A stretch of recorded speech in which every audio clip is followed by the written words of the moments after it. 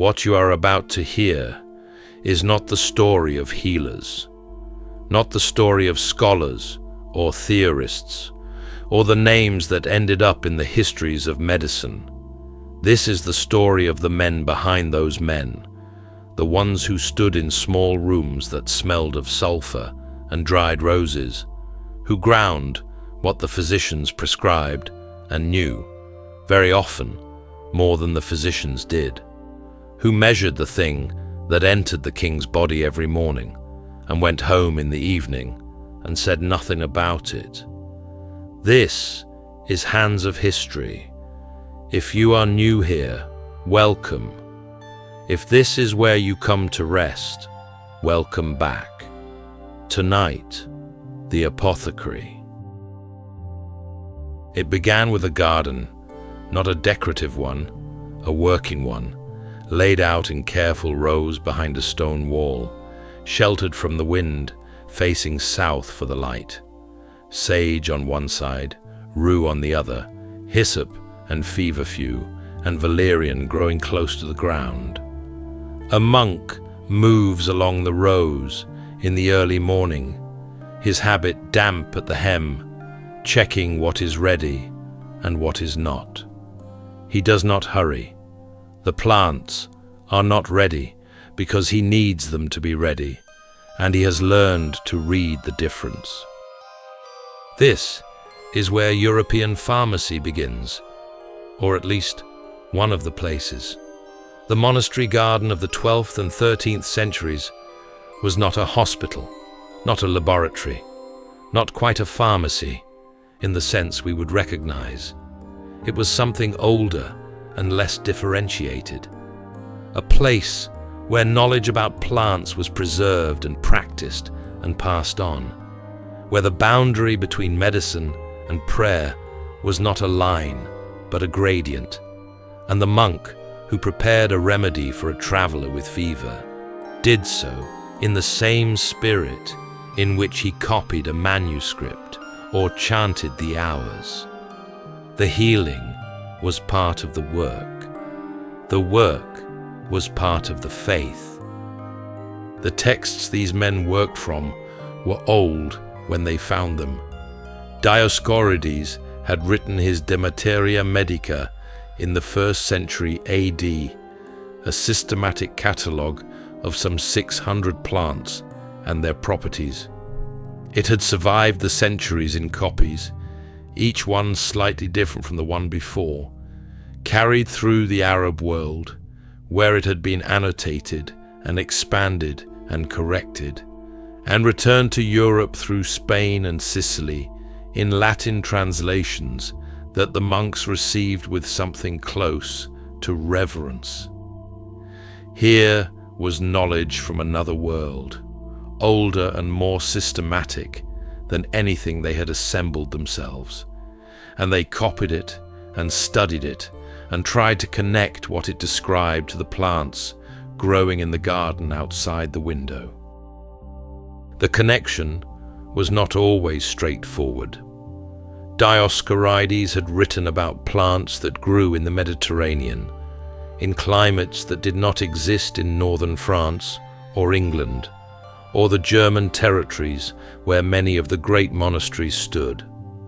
The monk, who read that a certain root was effective against fever, had to decide what grew near him that might serve the same purpose, had to make an identification based on description and inference, and sometimes on tradition that had no written source at all. Knowledge that had been handed down in the community from one generation of monks to the next about what the local plants could do. This negotiation between the written authority and the living plant was the daily work. It was never finished, because the plants continued to grow, and the manuscripts continued to arrive, and the patients continued to come. The infirmary was attached to every Benedictine monastery of any size, and the monk who ran it was called the infirmarian. His work was comprehensive in a way that no single modern profession encompasses. He grew the plants, prepared the remedies, kept the sick, recorded what worked and what did not. He was physician and pharmacist and nurse and record keeper, all at once, in a room that smelled of herbs and illness and the particular staleness of rooms where sick people had been lying for a long time. He did this work for years, sometimes decades. The knowledge accumulated not only in his memory, but in his hands. The particular pressure needed when grinding a dry root, the way a tincture should smell at different stages of preparation, the color a decoction should reach before it is strained. These things could be described in words, but they were not fully transmitted in words. They lived in the work itself. What the infirmarian knew, and what the physicians of the same period often did not, was the material. The physician, educated at Salerno, later at Paris or Bologna, trained in theory and in the logic of humors and the classification of disease, arrived at the bedside with a diagnosis and a prescription. The infirmarian received the prescription and made the thing that was prescribed, and in the making he encountered all the places where the theory did not account for what the plant actually did. He knew that dried valerian root from last year's harvest behaved differently from this year's. He knew which preparation of willow bark produced reliable results and which did not. He knew things that were not in Dioscorides, and not in Galen, and not in any of the Arabic commentators, because he had learned them by doing the work, in this garden, in this climate, with these plants, for these particular patients. This knowledge was fragile in the way that all practical knowledge is fragile. It did not transfer easily into text, and even when it was written down, it lost something: the context, the judgment, the accumulated small corrections that a man makes without noting them, because they have become habit. When the infirmarian died, his successor inherited the garden and the books and the equipment, and he began again, learning from what was written down and from what the older monks remembered, and from his own slow accumulation of experience.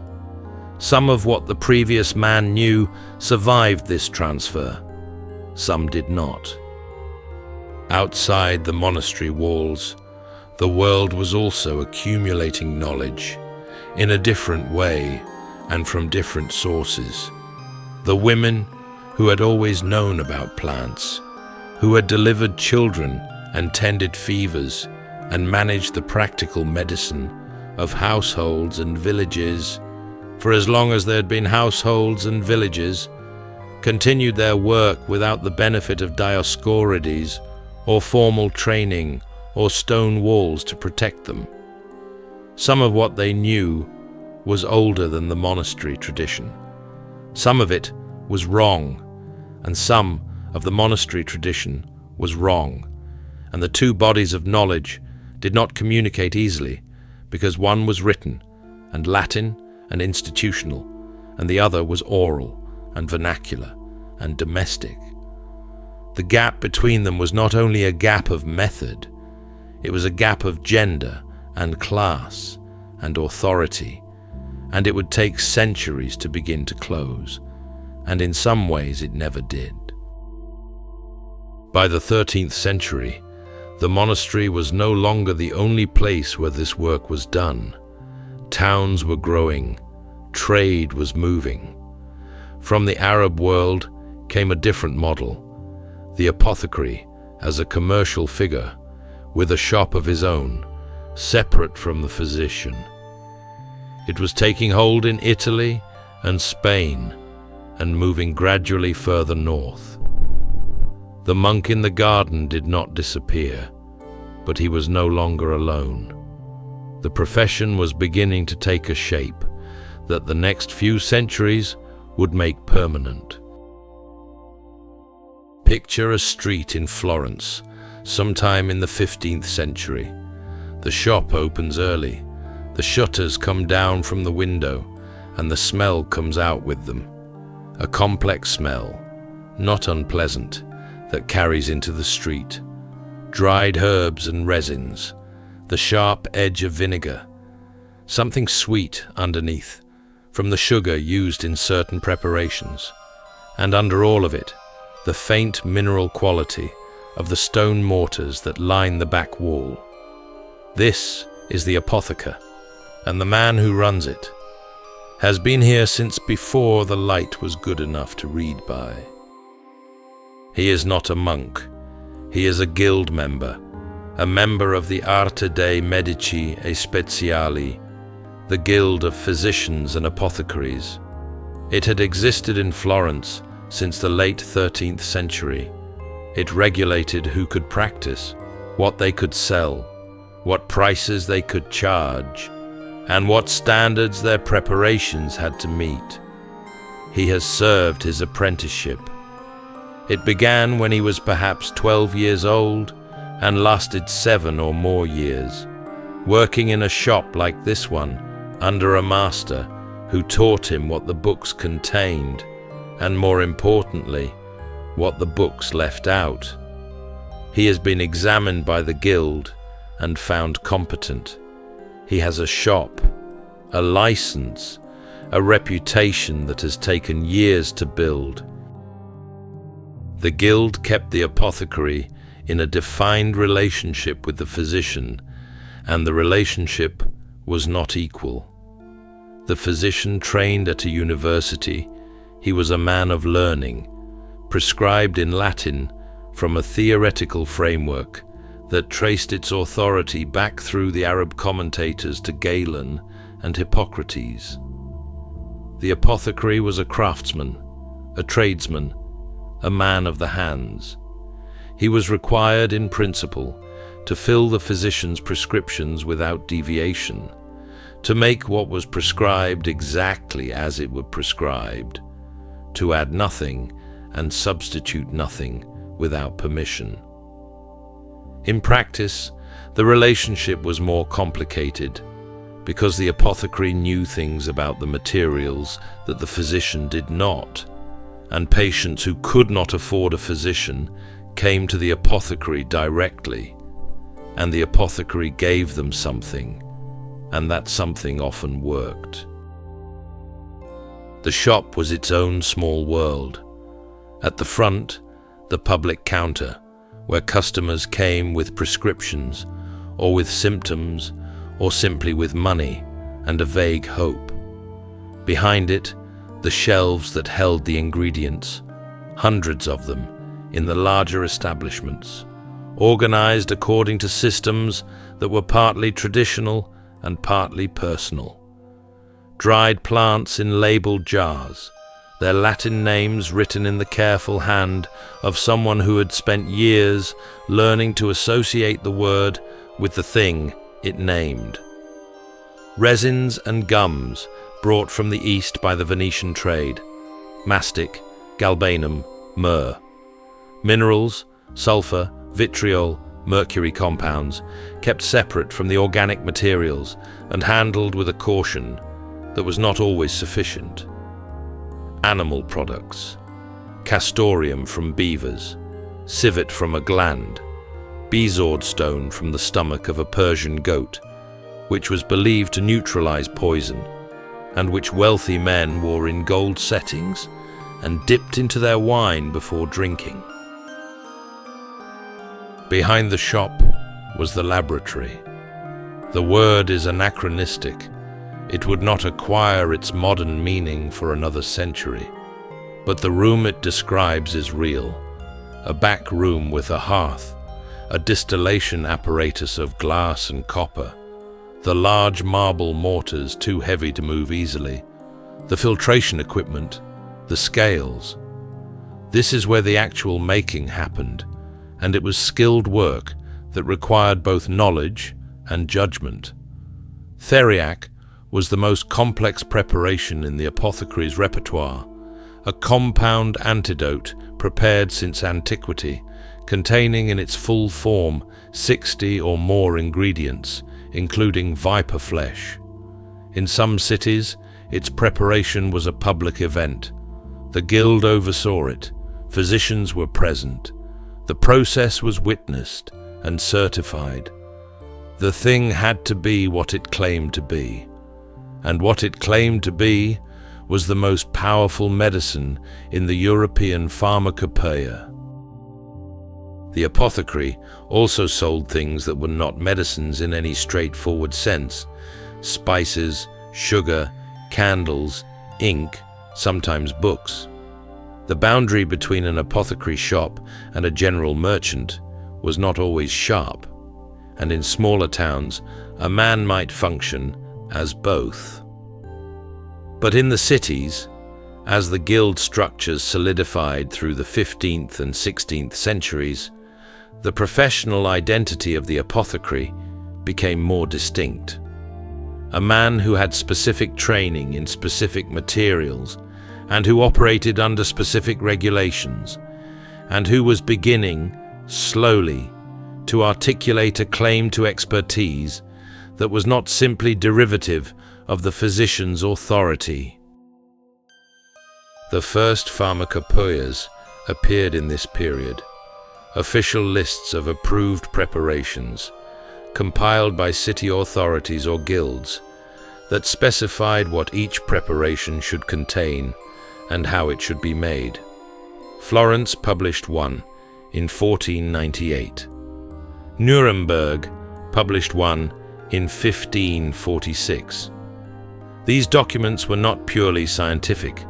They were also regulatory, attempts to standardize a trade that had been uneven and to give patients and authorities some assurance that what was sold in one shop was not fundamentally different from what was sold in another. The apothecary who followed the pharmacopoeia was protected. If a preparation was made as specified and still harmed someone, the fault was with the specification, not with him. The apothecary who deviated from it was exposed. What the pharmacopoeia could not regulate was everything the shop involved that was not in the formula. The way the apothecary read a customer's face when they came in. The judgment about whether what they described sounded like something simple or something that required a physician's attention. The knowledge of which families in the neighborhood were suffering from what, and what had helped before, and what had not. This was the informal medicine of the shop, not prescribing exactly, but something adjacent to it, the grey area where craft and care overlapped, and where the apothecary operated every day, without any written authority for what he did. He knew his limits, most of them. He had seen cases that went beyond what he could manage, had sent people to physicians and to hospitals, and had known, sometimes, that he was sending them somewhere that would not help. He had also seen cases that the physicians had failed and that he had managed quietly, without making a point of it. He did not make a point of it, because making a point of it was not useful. The guild structure existed, the hierarchy existed, and a man who disrupted it paid a price that was not worth the satisfaction. He went back to his mortars. He opened the shutters in the morning. He did his work. There is a particular proximity that comes with caring for a powerful man's body, and it is unlike any other kind of proximity, not the proximity of the advisor, who influences decisions from a distance, not the proximity of the secretary, who manages information. The apothecary who served a king in the 17th century stood closer than almost anyone else to the physical fact of the monarch. closer to the king's pain, his digestion, his sleep, his fear of illness, his fear of death. He touched what others were not permitted to touch. He knew what others were not permitted to know. At the court of Louis XIV in Versailles, medicine was an institution as much as a practice. The king had a first physician, a first surgeon, a first apothecary, each with a formal title, a salary, apartments in the palace, specific duties defined by decades of protocol. The first apothecary prepared the king's medicines personally. No preparation entered the king's body without passing through his hands. This was not only a medical function, it was a political one.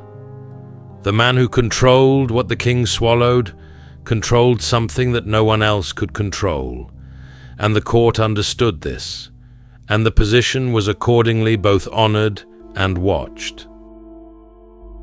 Louis XIV's body was a public matter. His lever, the ceremony of rising in the morning, was attended by dozens of courtiers who watched him wake and dress and eat as if these were state events, which in a sense they were. His health was a subject of constant official attention. The first physician kept detailed records of every symptom, every treatment, every preparation administered. These records survive, and they reveal a man who suffered considerably. Gout, fevers, an anal fistula that required surgery in 1686, dental problems so severe that the extractions eventually broke part of his jaw, digestive troubles that the physicians treated with increasing amounts of purgative medicines throughout his reign. The king was purged regularly, bled regularly, given enemas with a frequency that modern medicine would find alarming. His body was, in the language of the period, managed. The apothecary who participated in this management occupied a position that was defined by its proximity to harm as much as by its proximity to healing. Every preparation he made could, in theory, be made wrong, the dose miscalculated, the ingredient adulterated, the preparation prepared in conditions that introduced something it should not contain. He knew this. The court knew this. The elaborate protocols of royal medicine, the witnessing of preparations, the tasting by subordinates before the king received anything, the careful documentation of every ingredient and its source, were not merely ceremonial. They were the institution's acknowledgement that the man with access to the king's medicines had access to the king's life, and that this required oversight. The oversight was also a form of protection. An apothecary who operated inside the protocol was, in the event of an adverse outcome, protected by the documentation. The preparation had been made correctly, the dose had been approved, the administration had been witnessed. If the king became ill after a treatment, which happened regularly, because 17th century medicine was as capable of harm as of healing, the fault lay with the theory, or with the illness, or with God's will, not with the man at the mortar. The protocol was a shield, and the apothecary wore it carefully. What the protocol could not account for was the interior. The first apothecary at the French court was not only a craftsman following specifications, he was a scientist, in the sense the 17th century understood science, a man engaged with the actual chemistry of his materials, who read the new natural philosophy, who corresponded with other practitioners across Europe about what worked and why. He understood, or was beginning to understand, that the ancient theory of humours and the new chemistry of Paracelsus and his followers were in tension, and that the tension was productive, that the introduction of mineral medicines, of antimony and mercury and iron preparations, had created possibilities that the old herbal tradition did not encompass, and problems it had not prepared anyone to manage. The 17th century was the century when the apothecary became, in some important sense, a scientist. Not in the English sense. In England, the Society of Apothecaries was founded in 1617, separating apothecaries from the grocers they had been allied with, and the apothecaries of London were engaged in a long, often bitter contest with the College of Physicians over who had the right to prescribe. In France, the situation was different in its details, but similar in its structure. A profession that had defined itself by craft was beginning to define itself by knowledge, and the knowledge was beginning to outrun the craft. The apothecary, who had spent years in the laboratory, understood things about chemical reactions that no physician trained only in the classical tradition could know. Whether that knowledge gave him authority was a different question. He arrived in Paris sometime before 1662 from Basel, which was then one of the centers of European chemistry, the city of Paracelsus's influence, the city of the printers who had published the new chemistry. It was a place where the tradition of pharmaceutical chemistry was strong enough to produce men who knew what they were doing in a laboratory, in a way that Italian-trained physicians often did not. Christophe Glaser's name appears in the Paris records with the gradual accumulation of a man establishing himself in a competitive city. He became apothecary to the king's brother, Philippe, Duke of Orléans. Later, he received the appointment as apothecary to the king himself, Louis XIV, a position that placed him at the center of the court's medical establishment. He was, by any measure, successful. Foreign-born in a profession that valued established lineage, a Protestant in a court that was increasingly Catholic, he had nonetheless found a place that most men in his position would not have reached. In 1663, he published the Traité de la Chimie. It was a practical manual, not a theoretical treatise, but a working guide to pharmaceutical chemistry. How to prepare mineral medicines, how to distill, how to extract, how to understand what was happening in the vessels as the process unfolded. It was written in French, not Latin, which was itself a statement. This was knowledge not for scholars, but for practitioners, for people who needed to understand the work in order to do it.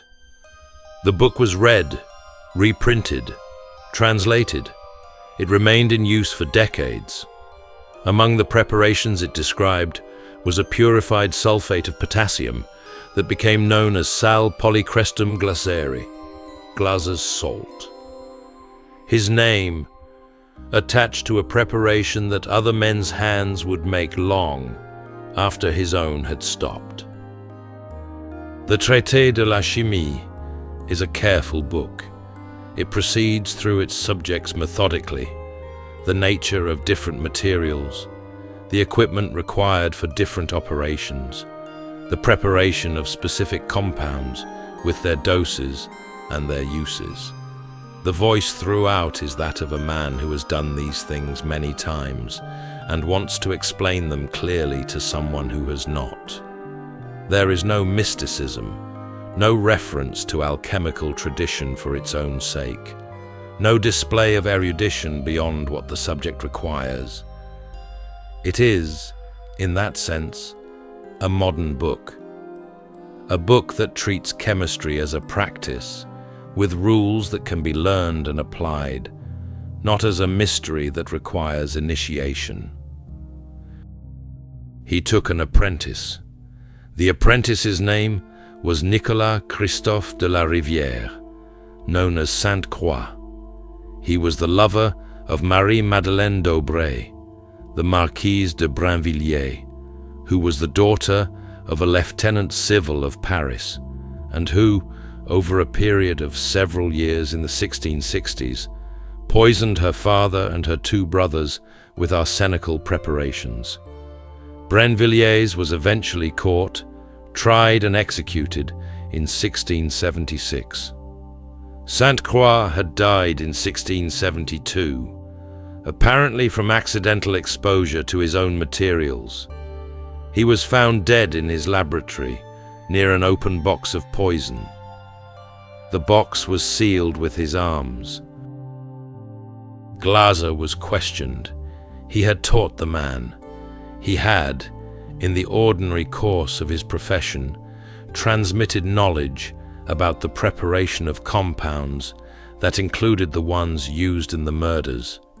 The investigation that followed Brinvilliers' arrest, and that expanded in the years after into what became known as the Affaire des Poisons, was looking for everyone connected to everyone, and Sainte-Croix's connection to Glaser was not a small one. His former teacher had given him the knowledge. Whether the teacher had any idea what the knowledge would be used for was a different question. A question that left a stain regardless of the answer. Christophe Glaser was not prosecuted. The record does not show that he was formally accused of anything. What it shows, instead, is the particular kind of ending that comes not from a verdict, but from proximity to catastrophe, the withdrawal of trust that leaves no document because it never needed to be written down. His position at court did not survive the years that followed. He died in 1672, the same year as Sainte-Croix, before the full scope of the Affaire des Poisons became visible. He did not live to see what his name was attached to, or what his former student had done with what he had been taught. He left behind the traité. He left behind Glaser's salt. He left behind, in some of the documents of the investigation, the suggestion of a question that was never fully asked. He arrives before the palace is fully awake. This is not unusual. The apothecary's work begins before the King's Day begins, because the King's Day begins with what the apothecary has prepared. The laboratory is in the palace precinct, not far from the apothecary's apartments, close enough that he can be there quickly if something is needed in the night. He unlocks the door. The laboratory is always locked when he is not in it, and stands for a moment in the dark before lighting the first lamp. The room has a smell that has accumulated over years of work, the base notes of sulfur and mercury compounds, which do not leave stone walls easily. Above them, whatever was most recently prepared, and underneath everything, the clean mineral coldness of the room itself. He knows this smell the way he knows his own house. It is, in some sense, his house. This morning's work is specific. The king's physician has noted in the previous day's consultation that His Majesty has been experiencing digestive disturbance, not unusual, not serious, but requiring attention. The apothecary has been given a prescription, and he has considered it overnight, not because there is anything uncertain about the preparation, but because overnight consideration is a habit, a kind of final review before the hands begin. He has made this preparation before, many times. He knows what it should look like, how long each stage takes, what the result should smell like when it is correct. He works in an order that does not vary. Scales first, the weights checked against the standards kept in a locked box, checked again. Then the ingredients assembled from the shelves in the sequence they will be used, not all at once, but in the order of preparation, so that nothing is forgotten and nothing is confused. The mortars are clean from the previous evening's cleaning. He checks them anyway. He checks the water, brought fresh this morning, for the clarity that indicates it has not been standing in the pipes too long. These checks are not performed for an audience. There is no one else in the room. He performs them because they are the work, because the work that is done correctly in an empty room is the same work that is done correctly anywhere. The grinding takes time. Some substances require prolonged work. They seem fine after 10 minutes of grinding, and then under better light, reveal themselves as still coarse, still uneven, still containing particles that would matter if they reached the king's body. He grinds until it's right, which is longer than it might seem necessary. This is the part of the work that is most physical and least visible, the repetition of it, the particular attention of hands and eye that has no drama, only duration. While one preparation cooks slowly over the small flame, he begins a different task, checking the day's stock. The palace's consumption of medicines is not small, and supplies must be maintained against need that cannot always be predicted. He notes what is low, what is nearly exhausted, what must be ordered from the merchants who supply the laboratory. He has relationships with several of these men, knows which ones can be trusted for quality and which ones are reliable for quantity, and which ones must be watched carefully. He does not record his opinions of them, because written opinions have consequences. He keeps the relevant assessments in his head and in the way he reads each shipment when it arrives. A servant comes at mid-morning with a message. The Queen has a headache. The Queen's physician would like to consult about a preparation. The apothecary writes a brief reply, sets it aside for the servant to carry back, and returns to the preparation that is nearly complete. The Queen's request is not urgent. The headache will still be a headache in an hour. The preparation on the flame has a window of about 20 minutes in which it must be completed correctly, and he does not leave it. He goes to consult with the Queen's physician. The conversation is brief and collegial. The physician suggests. The apothecary confirms what is practical. They arrive at a preparation without disagreement. The physician is not hostile today. Some of them are.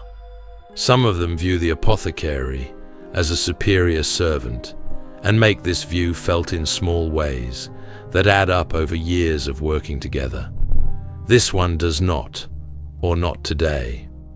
The apothecary notes this without comment. He goes back to the laboratory. The afternoon passes in the way that working afternoons pass in a laboratory, not quietly exactly, because the work has sounds, but without the events that mark time on the outside, the flame, and the preparation, and the grinding, and the recording. Late in the day, an apprentice arrives to begin the cleaning that the evening requires. The apothecary checks his work, makes 2 corrections, explains once, and then again. The apprentice is not yet good. He will be, eventually, if he stays.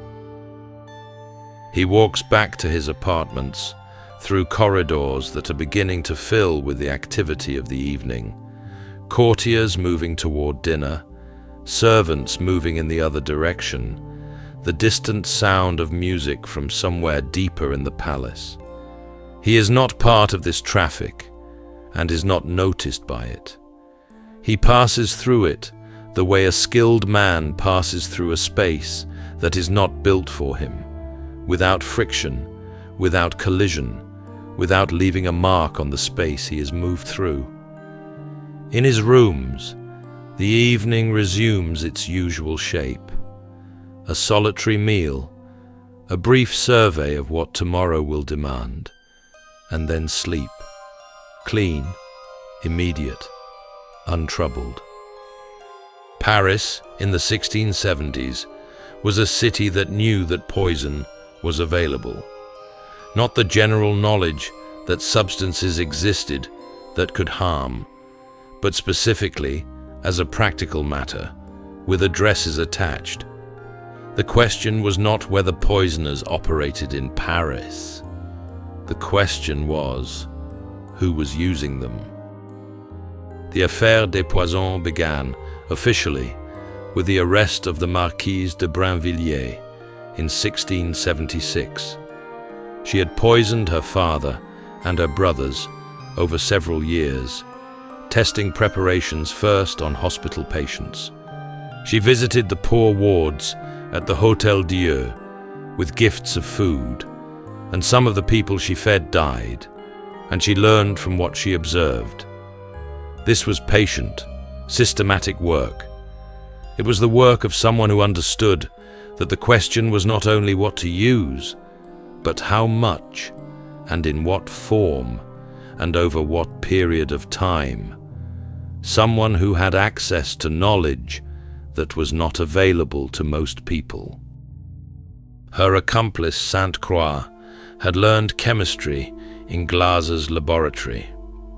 This is the thread that connected the royal apothecary to the affair, not direct involvement, but the transmission of knowledge, the ordinary process of a master teaching an apprentice, which had in this case produced something that the master had not intended and would not have sanctioned. The knowledge itself was not criminal. The uses to which it had been put were criminal. The line between them was the line between education and responsibility, and the investigation that followed Brinvilliers's execution did not always respect that line. What the investigation found, as it expanded through the late 1670s into the early 1680s, was a network that was larger and stranger than a single case of family poisoning. The Chambre Ardente, a special court established by Louis XIV to investigate, heard testimony about a trade in poisons and magic that ran from the lowest levels of Parisian society to, the testimony alleged, the court itself. A fortune teller named La Voisin was at the center of it. She sold aphrodisiacs and poisons and performed rituals that her clients believed would secure them the favor of powerful men or the removal of inconvenient ones. Her clients included noblewomen, courtiers, and in the testimony that Louis XIV eventually suppressed, some of his own favorites. La Voisin was burned in 1680. Her daughter provided more testimony. The investigation reached toward the highest levels of the court and then stopped. Louis XIV closed the Chambre Ardente in 1682 before the testimony could be fully pursued, sealed the records, and sent several individuals into indefinite imprisonment without trial. Some of those records remained sealed for 2 centuries. When they were finally opened, they showed a court that had, in the years of its greatest splendor, been conducting a private war with poison that nobody fully acknowledged and nobody fully stopped. The apothecaries of Paris emerged from the affair damaged in a particular way. The profession had always known that its knowledge was double-edged. The substance that relieved pain in the correct dose caused harm in the wrong one, and the knowledge of preparation was the knowledge of both faces of the same thing. What the affair made explicit was that this knowledge could be extracted from its professional context and used for purposes that the profession had no mechanism to prevent. The guild structure, the regulations, the protocols of royal medicine, none of these had stopped Sainte-Croix. None of them had stopped the network that La Voisin operated. The knowledge was out, as it always eventually was, and the institution that had produced it could not recall it. Nicolas de Blegny was watching. He was, in these same years, one of the most visible apothecaries in Paris, self-promoting in a way that his contemporaries found excessive.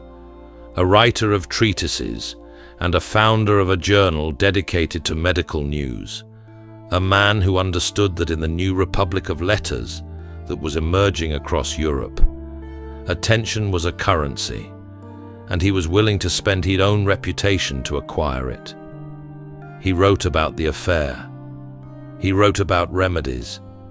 He wrote about himself, repeatedly, in the third person, with an enthusiasm that suggested either vanity or a man who had learned that no one would advocate for him if he did not. He became apothecary to the king in the mid-1680s, succeeded by the very visibility that other men found undignified. And then he was arrested in 1693 and stripped of his privileges and his position, accused of fraud, of selling remedies he claimed were miraculous and which were not, of exploiting the trust that his royal appointment had granted him for private commercial gain. He died in poverty. His journal ceased.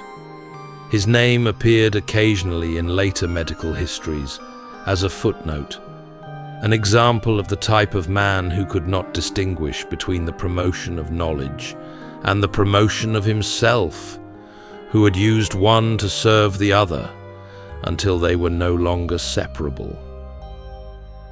The contrast with Glaser is instructive. Glaser had written one book. He had put his name on one preparation. He had taught one apprentice who turned out to be the wrong person to teach. He had worked quietly, at the center of things, and when the shadow fell, it fell on him without making a sound, and he was gone. De Blegny had made himself impossible to ignore, and had been, accordingly, impossible to forgive when he gave the court a reason to be rid of him. These two men represent the two available postures for the apothecary at a court: invisibility, which protected you until it didn't, and visibility, which advanced you until it didn't. Neither was safe. Both were necessary, depending on the moment. The man who managed the balance lived long enough to retire. Most did not, because the position was not the kind you left. You stayed until you were no longer wanted. You were no longer wanted when you had ceased to be useful. And you ceased to be useful when the physician's new theory required a different preparation, or the king's new favorite recommended a different man, or the shadow of something you had not done fell over the doorway of your laboratory in the night. The Traité de la Chimie was reprinted in 1668 and again in 1674. It was translated into English and German. It remained on the shelves of working apothecaries for decades after Glaser was gone, consulted by men who did not know or had forgotten who had written it, who needed the preparation instructions and did not need the name attached to them. A useful book lives past its author in this way, not as monument, but as tool, handled and worn, and occasionally annotated in the margins by men who agreed with it or didn't, and then passed on. Glaser's salt appeared in pharmacopoeias for another century and a half, a purified sulfate of potassium used as a purgative, not a remarkable preparation, not especially original, but reliable.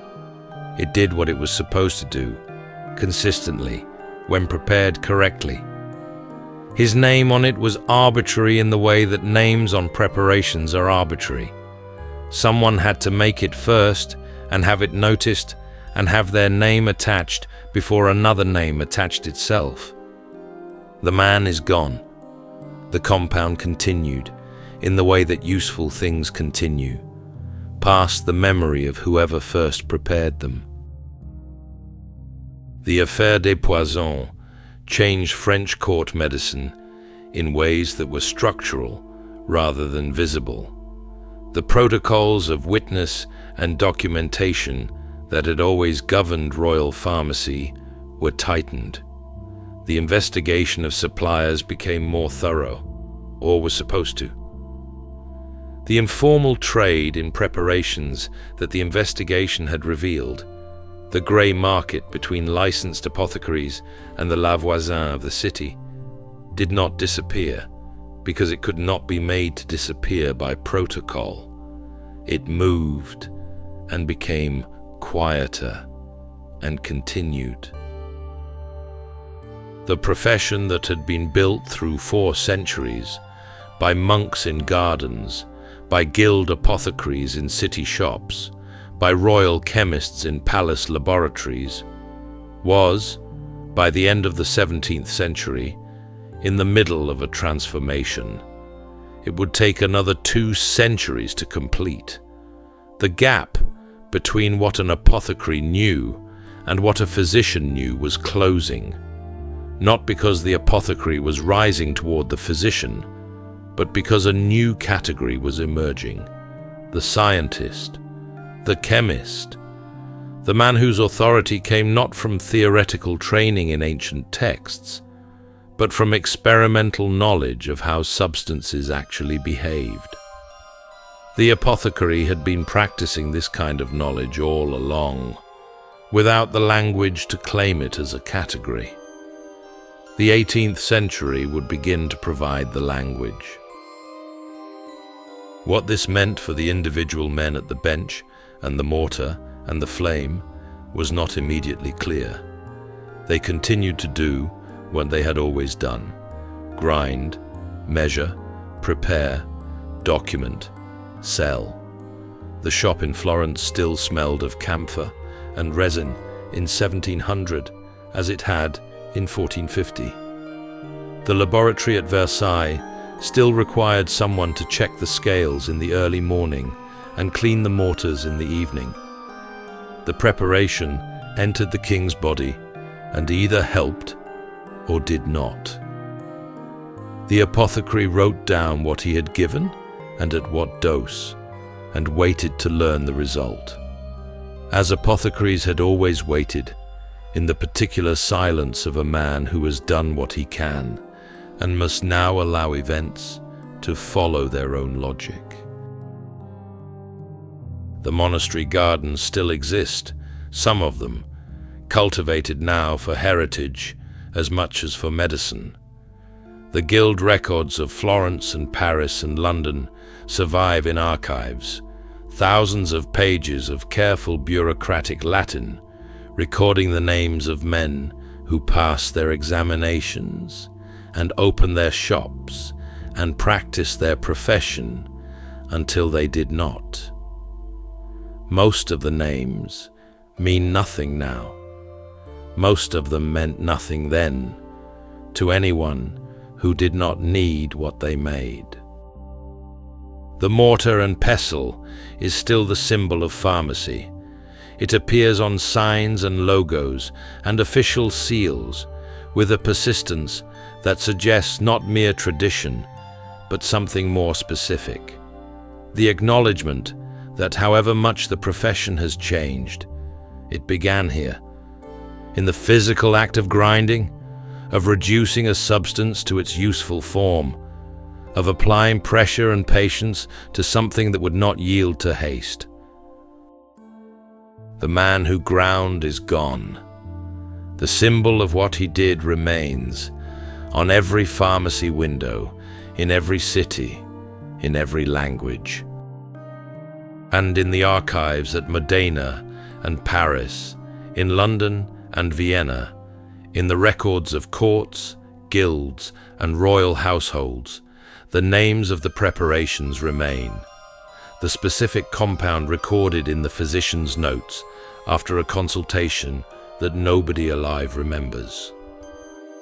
Written in the hand of a man who was careful about what he wrote down, who understood that the document was the only thing that would outlast the preparation, the patient, and himself.